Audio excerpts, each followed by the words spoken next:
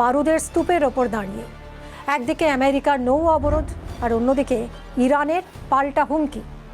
যেখানে বিশ্বের তাবর তাবর তেলের ট্যাঙ্কার এই পথ মারাতে ভয় পাচ্ছে, সেখানে একটা বিলাসবহুল প্রমোত্তরী বা সুপার ইয়ট দাপিয়ে বেড়ালো হরমুজ প্রণালীতে। সেই ইয়ট যার মালিক খোদ পুতিন ঘনিষ্ঠ এক রাশিয়ান ধনকুবের। যখন সাধারণ পণ্যবাহী জাহাজ ঢুকতে পারছে না, তখন রাশিয়ার এই জাহাজকে কেন পথ ছেড়ে দিল ইরান? এর পিছনে কি কোনো বড় কূটনৈতিক খেলা রয়েছে? এই ইয়টটির নাম নর্ড। 142 মিটার লম্বা এই জলযানটি কোনো সাধারণ নৌকা নয়, এটা একটা ভাসমান প্রাসাদ, যার আনুমানিক মূল্য প্রায় $500 মিলিয়ন বা 4000 কোটি টাকারও বেশি। এটি রাশিয়ার অন্যতম ধনী ব্যক্তি অ্যালেক্সি মর্দাশোভের বলে জানা যায়। মর্দাশোভ হলেন রাশিয়ার ইস্পাত টাইটান এবং ভ্লাদিমির পুতিনের অত্যন্ত ঘনিষ্ঠ সহযোগী।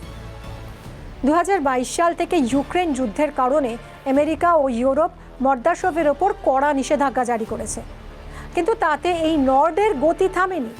দুবাই থেকে যাত্রা শুরু করে গত সপ্তাহে ওমানের রাজধানী মাস্কাটে পৌঁছেছে এই সুপার ইয়ট, আর এই যাত্রা পথেই সে পাড়ি দিয়েছে রণতপ্ত হরমুজ প্রণালী।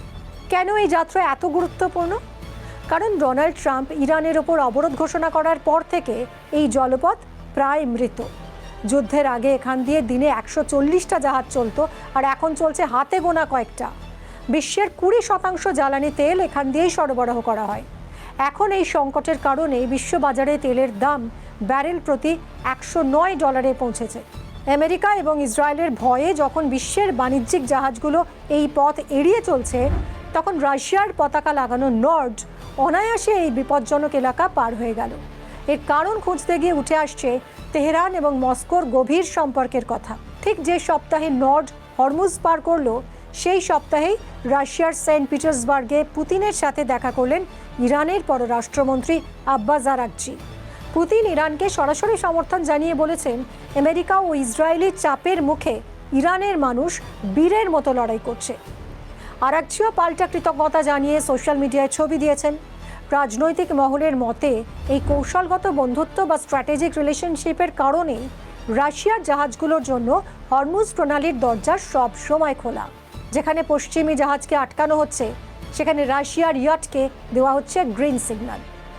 অর্থাৎ স্পষ্ট বোঝা যাচ্ছে, হরমুজ প্রণালী এখন আর শুধু বাণিজ্যের পথ নয়, এটি এখন ভূ রাজনৈতিক দাবার বোর্ড। পুতিনের বন্ধুর এই ইয়ট পার হয়ে যাওয়া আসলে আমেরিকার প্রতি এক বড় বার্তা। ইরান বুঝিয়ে দিল, ট্রাম্পের অবরোধ তারা শুধু রাশিয়ার সাহায্যেই চ্যালেঞ্জ করতে পারে। তেলের দাম এবং এই ছায়া যুদ্ধের প্রভাব আমাদের সাধারণ মানুষের ওপর কতটা পড়বে, সেটাই এখন উদ্বেগের বিষয়।